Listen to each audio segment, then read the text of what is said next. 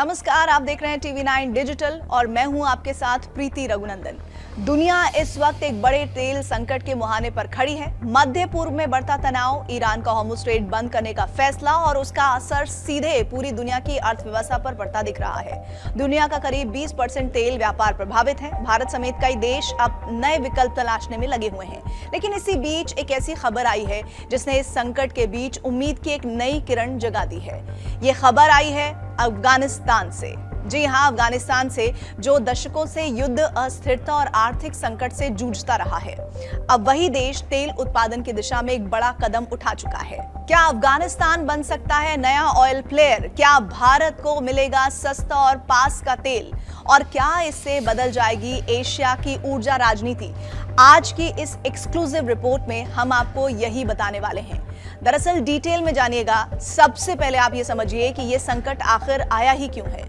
मध्य पूर्व दुनिया का सबसे बड़ा तेल भंडार क्षेत्र है, लेकिन हाल के घटनाक्रमों ने पूरी सप्लाई चेन को हिलाकर रख दिया है।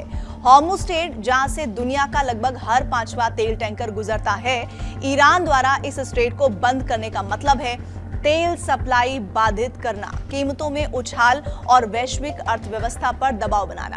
भारत जैसे देश जो अपनी जरूरत का 80% से ज्यादा तेल आयात करते हैं, उनके लिए ये स्थिति और ज्यादा खतरनाक है। यही वजह है कि भारत अब अफ्रीका, रूस और दूसरे देशों की ओर रुख कर रहा है। लेकिन ये सिर्फ अस्थायी समाधान ही है।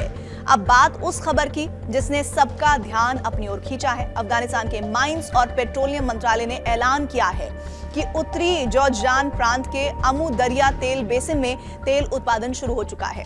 खास बात यह है कि 12 में से 5 कुओं से उत्पादन शुरू हुआ है। रोजाना लगभग 500 क्यूबिक मीटर तेल निकल रहा है।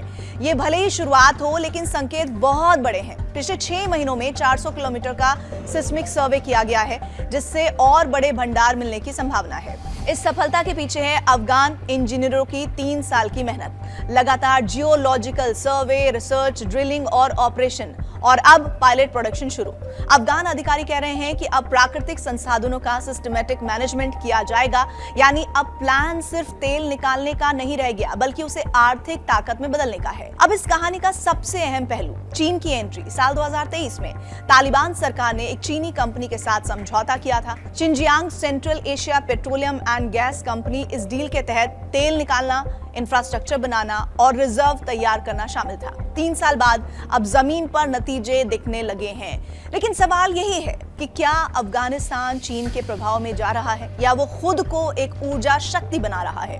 अब बात भारत की। भारत और अफगानिस्तान के संबंध हमेशा से सकारात्मक रहे हैं। अगर अफगानिस्तान तेल निर्यात शुरू करता है तो भारत के पास एक नया विकल्प होगा। फायदे क्या होंगे? कम दूरी, कम ट्रांसपोर्ट कॉस्ट, सस्ता तेल, सप्लाई में स्थिरता, यानी भारत के लिए ये एक गेम चेंजर साबित हो सकता है। लेकिन क्या भारत सीधे तालिबान से डील करेगा? क्या अंतरराष्ट्रीय राजनीति इसमें बाधा बनेगी? अगर अफगानिस्तान सफल होता है तो उसकी अर्थव्यवस्था बदल सकती है, रोजगार बढ़ेगा, विदेशी निवेश आएगा, इसके अलावा इंफ्रास्ट्रक्चर विकसित होगा, दशकों की बदहाली से निकलने का रास्ता खुल सकता है। लेकिन सुरक्षा, स्थिरता और पारदर्शिता सबसे बड़ी चुनौतियां रहेंगी। हर कहानी के 2 पहलू होते हैं। अफगानिस्तान में अभी भी राजनीतिक अस्थिरता है, अंतर्राष्ट्रीय मान्यता का अभाव और सुरक्षा खतरे। ऐसे में क्या कंपनियां निवेश करेंगी? क्या निर्यात सुरक्षित होगा? ये बड़े सवाल हैं। तो कुल मिलाकर एक तरफ वैश्विक तेल संकट, दूसरी तरफ अफगानिस्तान की नई शुरुआत। ये कहानी सिर्फ तेल की नहीं है, ये कहानी है भू राजनीति की, आर्थिक बदलाव की और भविष्य की ऊर्जा लड़ाई की। अगर अफगानिस्तान सफल हो जाता है तो वो सिर्फ अपनी किस्मत नहीं बदलेगा, बल्कि पूरी दुनिया के तेल समीकरण को बदल सकता है। आप क्या सोचते हैं इस खबर पर?